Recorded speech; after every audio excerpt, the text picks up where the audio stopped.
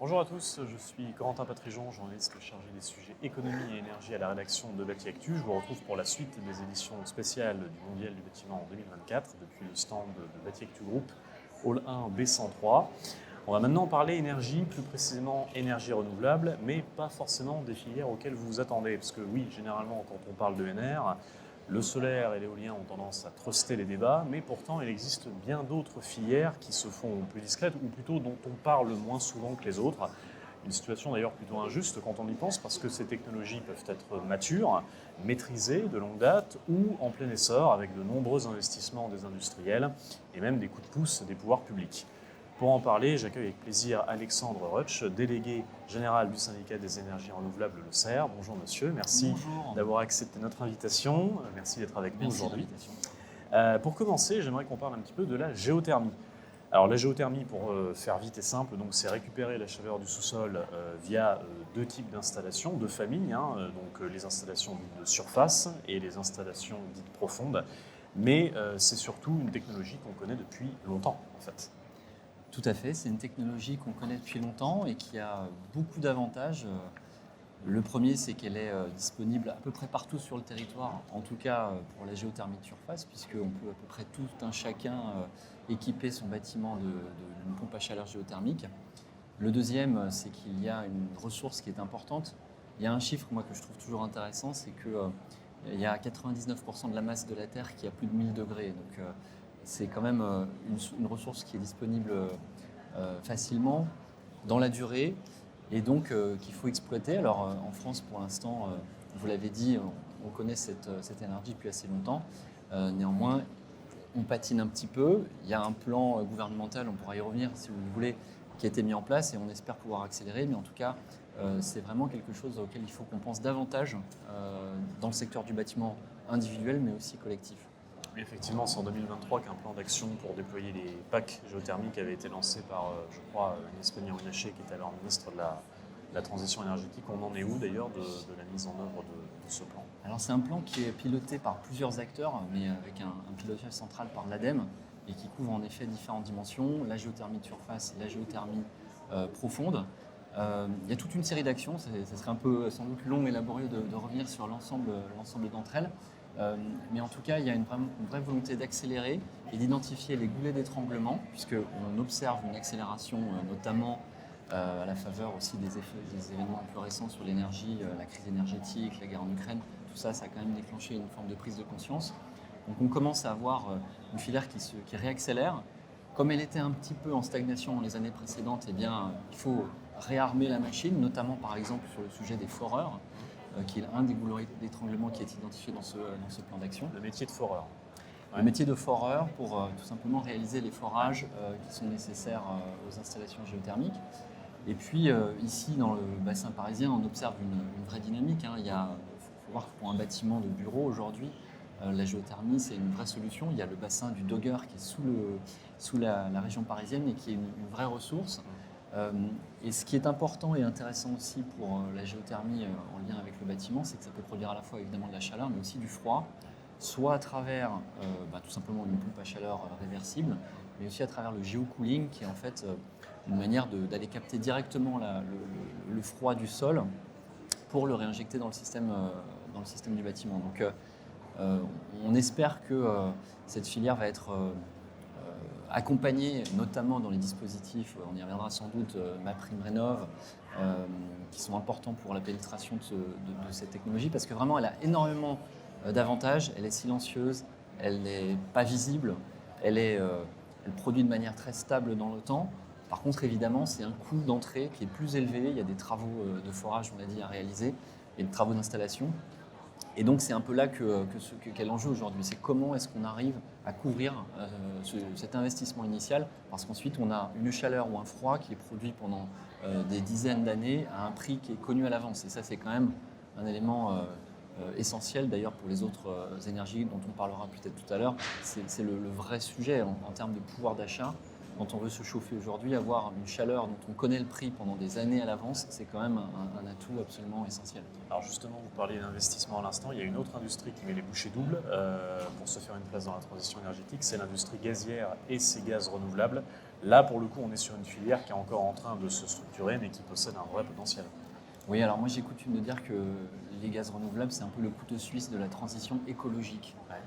Parce que finalement, quand on réfléchit, on utilise des déchets évidemment du monde agricole, des digestats, des déchets de l'élevage, des déchets des sous-produits de l'industrie agroalimentaire, mais aussi les déchets, les bouts de steppe par exemple, dans les stations d'épuration urbaines, pour ensuite en faire de l'énergie qui peut être utilisée à la fois pour faire de la chaleur, de l'électricité ou du carburant à travers le biogène-V qu'on peut injecter dans le transport. Donc c'est vraiment le couteau suisse, et ensuite il y a cette logique de circularité puisque la matière est rendue au sol plus tard. Donc c'est une filière jeune, vous l'avez dit, qui est en train de se maturer.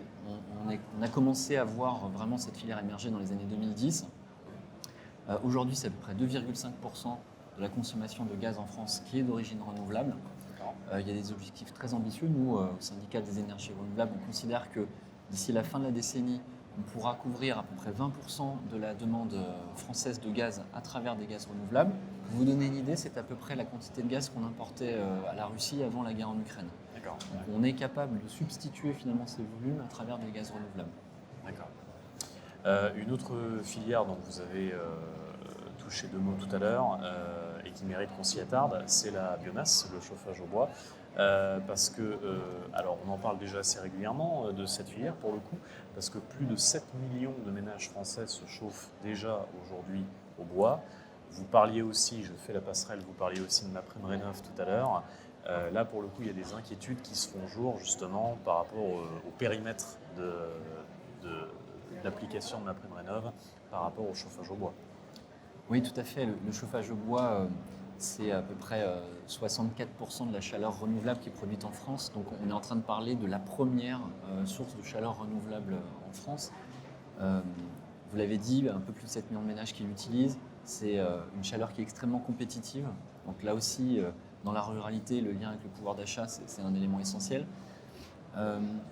Néanmoins, on a aujourd'hui en effet dans le contexte de contraintes budgétaires quelques craintes sur, ça vaut pour le bois mais pour aussi d'autres segments de MaPrimeRénov', quelques craintes sur d'éventuels arbitrages budgétaires qui pourraient arriver. Sachant qu'en plus cette filière, il faut avoir en tête qu'elle va chauffer dans nos pronostics, dans nos projections, un nombre croissant de ménages en France en utilisant moins de matière.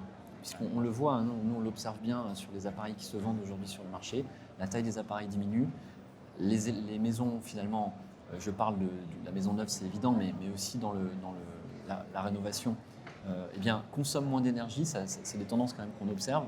Les performances des appareils, elles augmentent. Les performances des appareils augmentent, les performances du combustible, parce que vous le savez bien, il n'y a pas que l'appareil qui doit être performant, il faut que le combustible le soit également.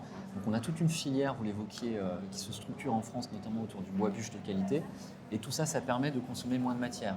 C'est aussi un élément à avoir en tête dans les discussions un peu plus politiques, puisque dans les schémas de transition énergétique en France, il y a un sujet qui est celui du bouclage biomasse. Est-ce qu'on aura assez de biomasse pour répondre à l'ensemble des besoins, justement les biocarburants, les différents usages, le gaz renouvelable et donc le bois énergie. Et donc c'est important aussi d'avoir en tête que cette filière qui pour le coup est très ancienne, qui a fait beaucoup de chemin et qui a démontré qu'elle était capable de chauffer plus de Français en utilisant moins de matière, elle doit trouver sa place dans les futurs dispositifs d'aide. Alors juste en un mot, on entend aussi régulièrement dire que le chauffage au bois pollue. Quelle est la position, l'analyse du CER sur cette question ? Alors, c'est vrai qu'on l'entend très souvent, notamment au sujet des particules fines. Ce qu'il faut voir quand on regarde les sources de pollution qui sont liées au bois spécifiquement, en fait, c'est le parc ancien, c'est-à-dire que ce sont les foyers ouverts, les cheminées et les poêles ou les inserts très anciens. Et ça, on a des mesures en laboratoire et des simulations qui le montrent très bien. En fait, le parc, aujourd'hui, un appareil qui est mis sur le marché émet énormément moins qu'il y a encore 10 ans. Il y a eu un progrès technologique conséquent là-dessus.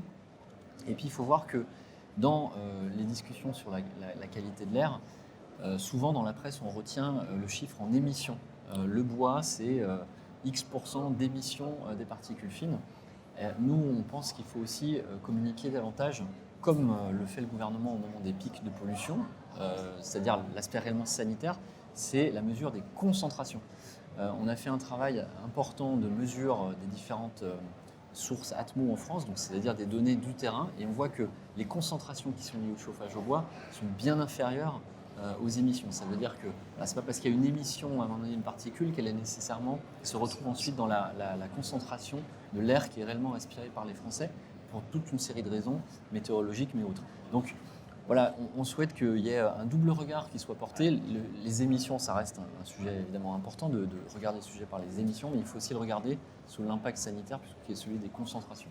Donc ce serait plutôt un faux procès du coup qu'on ferait au chauffage au bois. La qualité de l'air, c'est pas un faux procès, c'est un sujet qui est important, parce qu'encore une fois, il y a un impact sanitaire, mais il faut vraiment regarder d'où viennent les sources de pollution, et ce sont plutôt des appareils vraiment justement très anciens, donc d'où l'importance, et là aussi il y a eu un plan d'action gouvernemental, et nous on travaille avec l'ADEME à un label localisé qui s'appelle Flamme Verte, et on le voit bien, l'important c'est de renouveler le parc. Installer des appareils modernes, performants. Comme le secteur des transports et de l'automobile, on sait bien que c'est les véhicules plus anciens qui polluent, et c'est exactement la même chose dans le secteur du chauffage au bois. Très bien. Merci beaucoup Alexandre Roch. Je rappelle que vous êtes délégué général donc, du SER, le syndicat des énergies renouvelables. Merci d'être venu jusque sur le plateau de Bâti Actu pour nous parler de ces autres filières ENR. Et merci à vous de nous avoir suivis. Restez branchés, on se retrouve très vite pour de nouvelles émissions. Merci.